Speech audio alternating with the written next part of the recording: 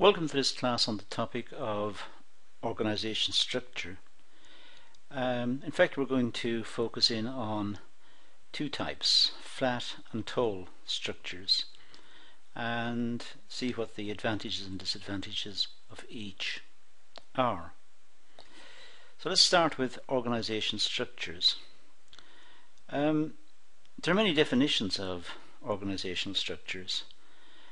For example, Robert Duncan defines the structure in the following terms. Now I'm not going to read this out to you. You can freeze the video and have a look at this, but you can see when you read it over that it's quite complex. There are many parts to it, and it's trying to incorporate a lot of ideas.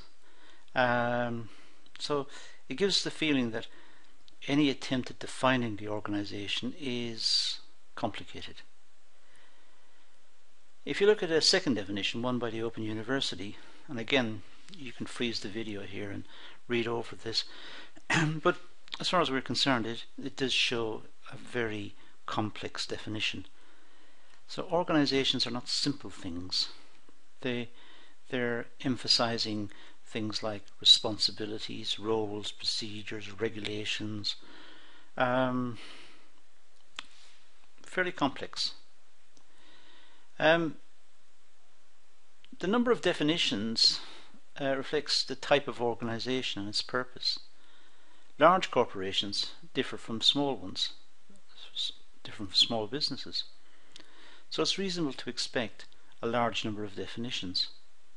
In fact, organizations not just reflect large and small businesses, but also the type of industry they're working in, and also perhaps the culture they're working in. So it is very, very complex. Now, in a seminal book by Huginski and Buchanan in 2001, the structure of an organization signals. It signals the expected behavior of the members. So the structure of the organization signals what we expect from the members of that organization. Clearly, the people who work in different organizations adopt almost the routine of that business or of that structure, and it reflects in them. Let's have a look at what the elements of the structure are according to this view. Well, first of all, what it's concerned with? Well, it's concerned with the allocation of work within the organization. So structures are about allocating work, but they're also about how resources are coordinated efficiently. So that's what the structure is concerned with. What it involves is the allocation of tasks and responsibilities.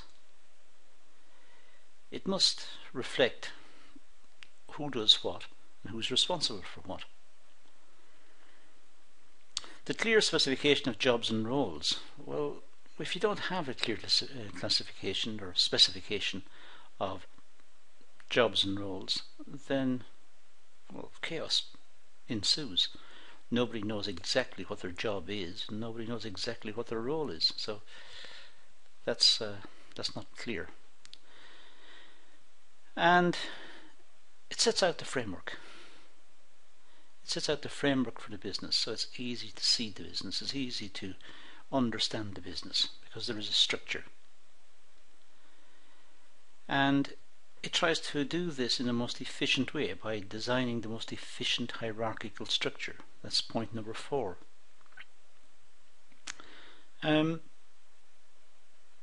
It's just having a hierarchical structure is not good enough. It has to be an efficient one. It has to be one that does a specific job in the best possible way. And finally, it must look at the responsibility boundaries for each manager. Exactly what's each manager responsible for, what are their obligations in work, and in that way efficiency is fostered. In that way the business can control and can promote itself through internal efficiency. Now, the outcomes of the structure, well, clearly there's going to be a hierarchical chart, an organizational chart, which shows exactly how the business is structured. And without that, presumably management would not know how the business works. Well, you can't control something unless you know how it works effectively. There would be clear job descriptions and an efficient bureaucracy. We think of bureaucracy in a bad way. We think of it as unnecessary paperwork and inefficiency, but here we're thinking of bureaucracy in an administrative fashion which is efficient. So if you have an efficient structure, then information and communications should flow smoothly throughout the organization. And finally, number 4, there should be company rules and policies to make sure that every part of the structure knows what's required of it, what the manager's obligations are clearly spelled out, and violation of the rules or of the policies would presumably lead to some sort of disciplinary hearing. Now, as I said, the organization can be classified as tall or flat. A flat organization has got few layers. We have somebody at the top. I'll just put the cursor onto the screen. There we have somebody at the top, and then we have some management here controlling this bottom layer here, which are the workers and perhaps some charge hands or foremen or whatever. So it's a very flat organization. The tall business, well, you have the CEO or the chairman over here, then you have the senior management, and you have another layer of management underneath, and finally you get to the shop floor where people make the products and carry out the tasks. So those are the two organizational designs. First of all, let's look at the flat one, the flat organization. Well, this structure, it has a small hierarchy, a small number of levels, in other words. Well, we saw that in the diagram. Communication tends to be efficient because there's few levels. It's easy to communicate. It's not very bureaucratic. No strict procedures and policies follow. It tends to be decentralized. The management at the bottom, if you like, the people on the shop floor have got quite a lot of responsibility for their work to ensure that the tasks are completed. As to how the tasks are completed efficiently on a day-to-day basis, there's quite a lot of freedom issued to those people to make sure the tasks are completed. So it's quite decentralized. There may be a possibility here, number 4, for workers to come together in networks to discuss areas of commonality, areas of interest relating to the business. And this could lead to new designs in production, or perhaps even a new design for a product, some variation. So it facilitates growth, and it facilitates involvement, worker involvement in the business. Now, the disadvantages of the flat organization, well, there are few opportunities for promotion, so morale may be low.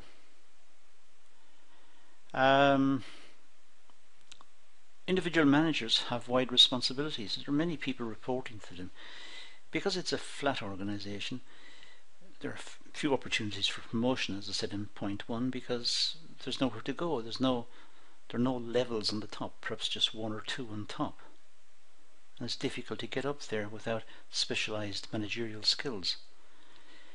And the managers have wide responsibility, number 2, for looking after wide parts of the business, perhaps many workers. In other words, managers have a large span of control. A large number of employees report to a manager, and this makes supervision difficult. So managers at the bottom level have a lot of work to do in flat organizations. They have a lot of responsibility. Now let's look at the tall structure. Well, fewer employees report to each manager, therefore there's a narrow span of control, because there are so many managers and so many layers. We saw from the diagram there is a large number of levels, so the hierarchies more hierarchical, more levels as you go up. It's more centralized. Managers at the top of the hierarchy are the most powerful. So the CEO or the chairman of the business, the chairman of the board, these people have a lot of power within the business. And as you come down through the various layers, the various parts of the hierarchy, there is less power until finally you get to the bottom level where people don't have any power.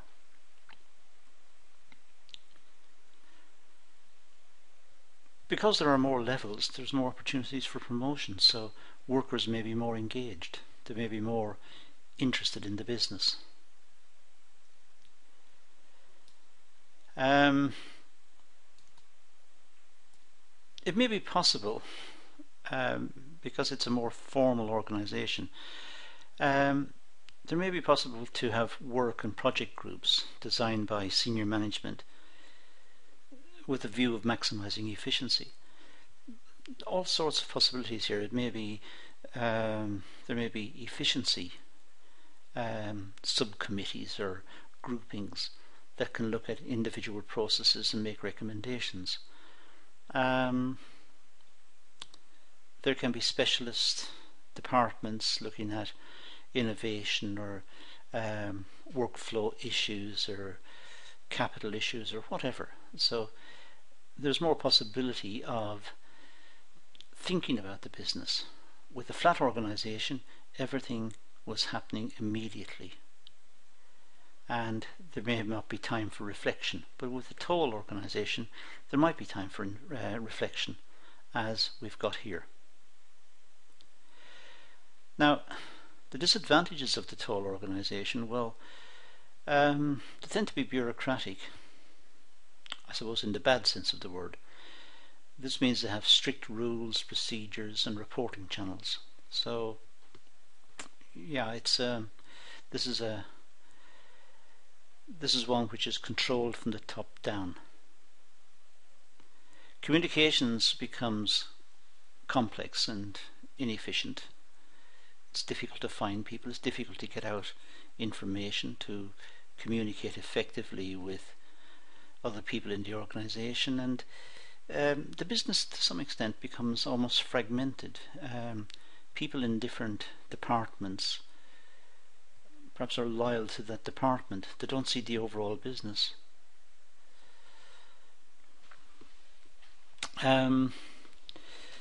So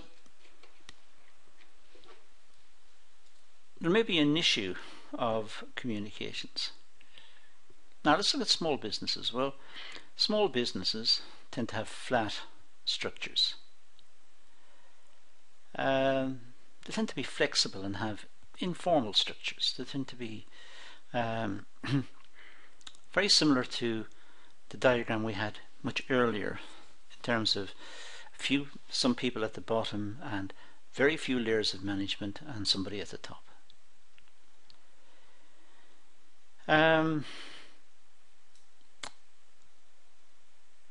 They are not able to respond to environmental changes as quickly as flat structures. So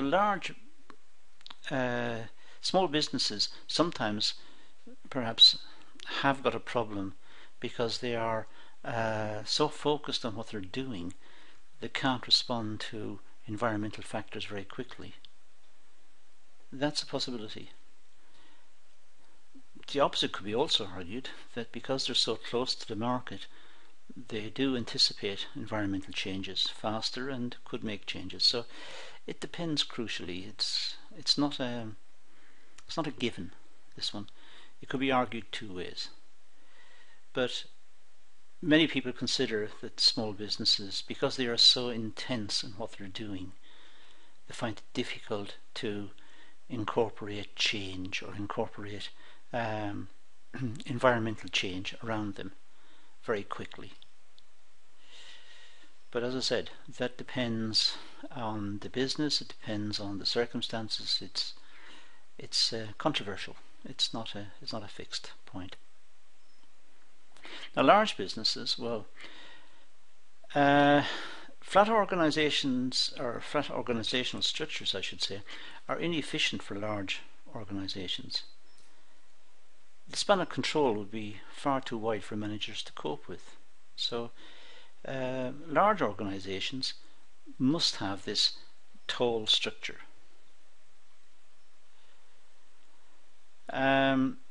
It has to become tall to deal with the span of control problem. You can't have managers looking after inordinate numbers of people and trying to get tasks completed. It would be so inefficient. So a tall structure with many managers looking after small dedicated sections, that seems to be the order of the day. Tall structures have more divisions, more departments, and more rules, and all this emerges from the efficiency requirements of a large business. I think that's about it for looking at tall, flat organizations and looking at the relevance to small businesses and large businesses. Clearly the points need to be taken in context of a specific business, looking at particular types of production, looking at the market requirements of the business, and also looking at where it's located, and looking at the wider environmental issues, and even looking internally through a SWOT analysis or a pest analysis. So these are some of the ideas that are kicked about when we consider flat and tall organizations. That's the main reference on the subject, one of the main references I should say. Excellent book, well worth getting your hands on. And that completes this session, so thank you for watching.